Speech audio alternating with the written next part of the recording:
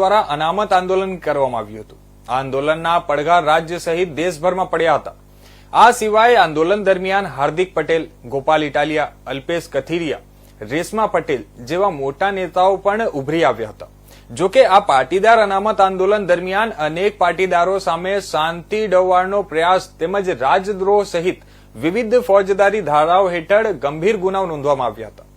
ત્યારથી જ વિવિધ પાટીદાર નેતાઓ દ્વારા આ ગુનાઓ પરત ખેંચવાની માંગ કરવામાં આવી રહી હતી, પરંતુ આંદોલનના 10 વર્ષ સુધી ગુના પાછા ખેંચવામાં નથી આવ્યા।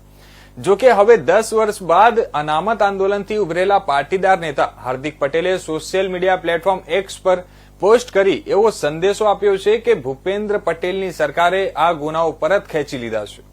અનામત આંદોલનના કારણે પાટીદાર યુવાનો પર પોલીસ સ્કેમ મામલે દિનેશ બાંભણિયાએ જાહેરાત કરી છે કે સરકારે તમામ કેસ પાછા ખેંચ્યા છે। આ બાબતે પાટણના ધારાસભ્ય કિરીટભાઈએ કહ્યું કે આ જાહેરાત સરકાર દ્વારા થવી જોઈએ। હાલ ઓફિશિયલ આવી કોઈ માહિતી સરકાર કે સરકારના પ્રવક્તા દ્વારા કરવામાં આવી નથી।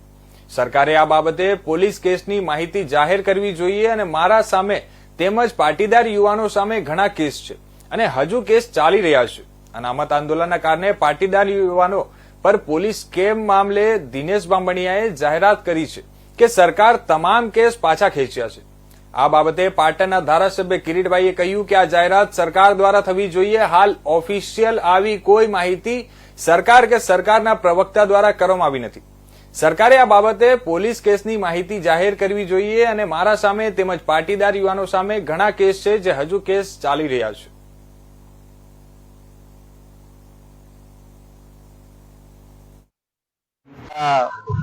પાટીદાર સમાજના સમૂહ લગ્નમાં હાજરી આપી છે અને આજે ખૂબ સારો દિવસ એ પણ છે કે માનનીય ભૂપેન્દ્રભાઈની સરકારે જે આંદોલન દરમિયાન રાજદ્રોહ સહિતના જે કેસો હતા એવા 14 કેસો પાછા ખેંચવાનો હાલ નિર્ણય કર્યો છે।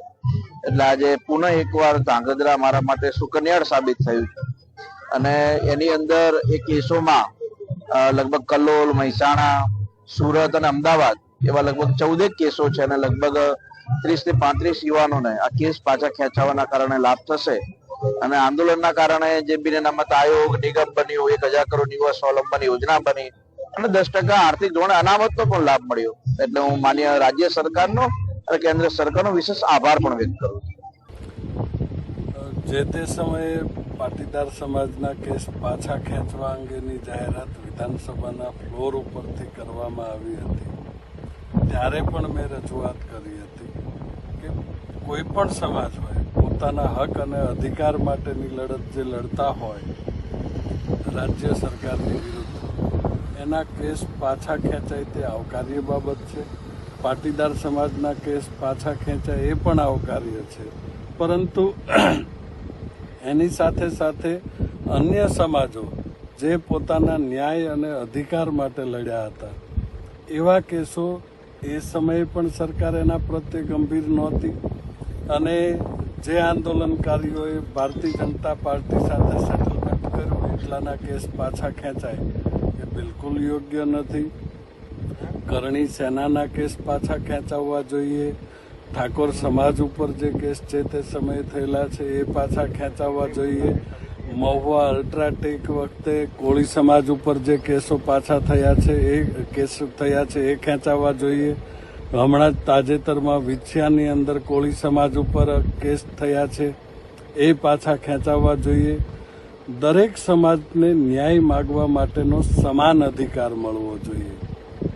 ભારતીય જનતા પાર્ટીની કે સરકારની જે નીતિ છે કે વહીવટી તંત્ર અથવા કેસનો ઉપયોગ માત્ર ને માત્ર આગેવાનોને દબાવવા અથવા સમાજને ભારતીય જનતા પાર્ટી તરફ વાળવા માટે જે ઉપયોગ થાય છે એ ન થવો જોઈએ। તમામ સમાજો એ ભારતીય જનતા પાર્ટી સાથે આવે કે ન આવે પણ અધિકાર માટે લડતા હોય તો એના કેસ પાછા ખેંચાવવા જોઈએ। આ જ બાબતે મારી વાત હતી।